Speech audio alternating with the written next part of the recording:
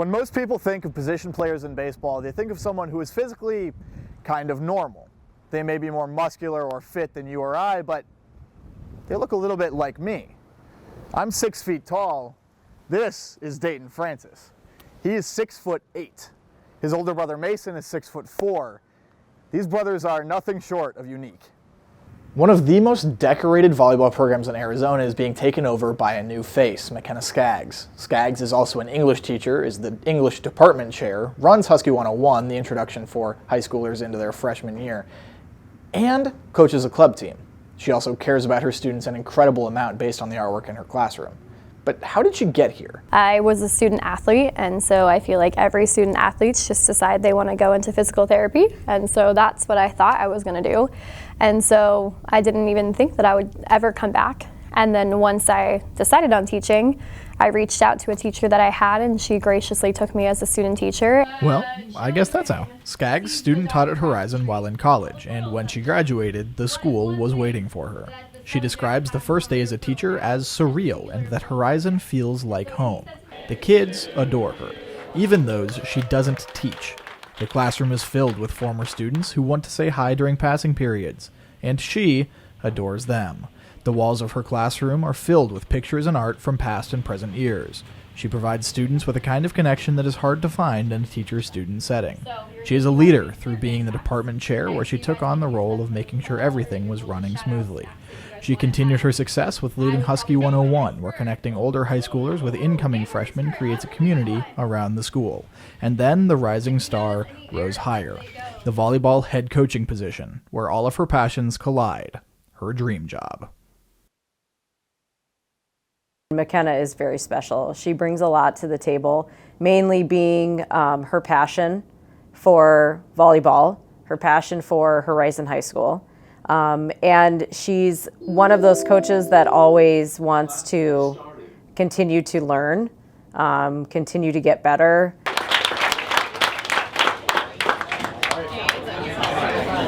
Of course, she couldn't do it alone. Valerie McKenzie, the longtime coach for Horizon Volleyball and McKenna's own coach in her playing days, has had an impact on her success. McKenna was able to start coaching after finding the freshman opening as a student teacher at Horizon. After a conversation with Coach McKenzie, McKenna Skaggs was the freshman coach. Now, she takes over after an incredible 42-year career from McKenzie, the two-time state champions in her hands. The players are more than excited. Three-peat would be insane, but I think, building a program, not from scratch though, because I think McKenzie did a really good job of having a legacy and having, traditions, and I think Skaggs is going to 100% keep those, but I also think that it's I think that Skaggs is going to bring a new face to all of us, and I'm actually really excited to see how this turns out. Now, with high hopes of a three-peat and a new coach at the helm, McKenna Skaggs and the Huskies are going to look to keep the legacy alive while building their own. For Cronkite News, I'm Ethan Briggs.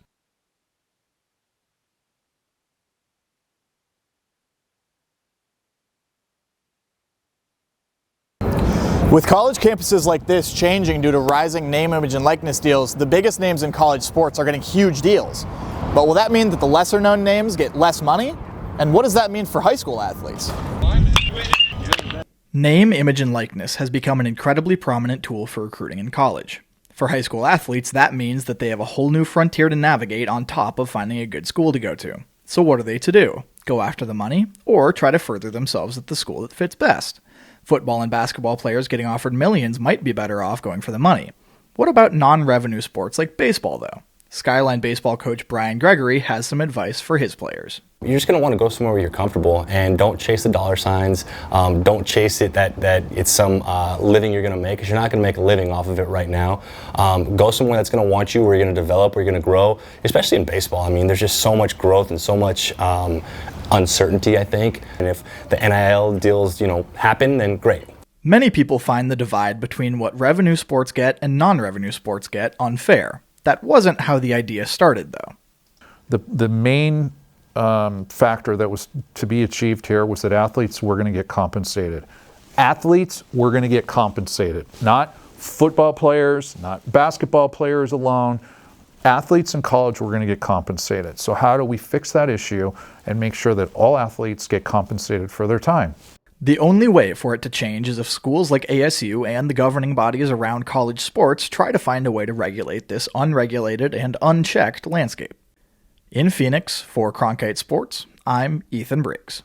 My brother all played lacrosse all through high school, was pretty good. And so I decided, I'm going to go play lacrosse. It's kind of, I know everybody in the program. So that's kind of where I started picking up lacrosse in 8th grade. Never played really competitive level golf up until 7th, 8th grade. Another reason I joined golf, similar to why I joined lacrosse, I knew everybody. I knew everybody in the program. And so I felt really comfortable there. 2 kids finished 9 and 10 when I was a freshman, 2 seniors. They got cut. I ended up making it as the 26th guy in tryout. I played golf for the future of it. Like, kind of knew pretty early on that I wasn't going to be the next talent. But I had fun with it. I loved playing. I knew that broadcasting was kind of my exit to still be in sports. Sports broadcasting camp was pretty cool. So I did it for 5 years. I don't think it was necessarily from a broadcast perspective going to those camps. I think it was, people love sports like I love sports. People want to talk sports like I want to talk sports. Blaze in of itself is great. As a freshman, I was able to get time on air. I've had time on air ever since. I'm doing 2 radio shows. I have an opportunity to broadcast live at the Phoenix Open. It'll be cool because it'll be a chance to really dive into, one of my shows is baseball and golf, and we focus a lot on baseball, but it'll really give us a chance to dive in on the specifics of golf and talk about the players and today, everything going on in the PGA. This is a huge, huge tournament in the FedEx Cup. Early in the year, it really can jumpstart a season, so I'm really excited to just broadcast from there live. Now, President and CEO of the Packers, Mark Murphy, has made it clear to the Jets that they are able to begin contract negotiations with Aaron Rodgers.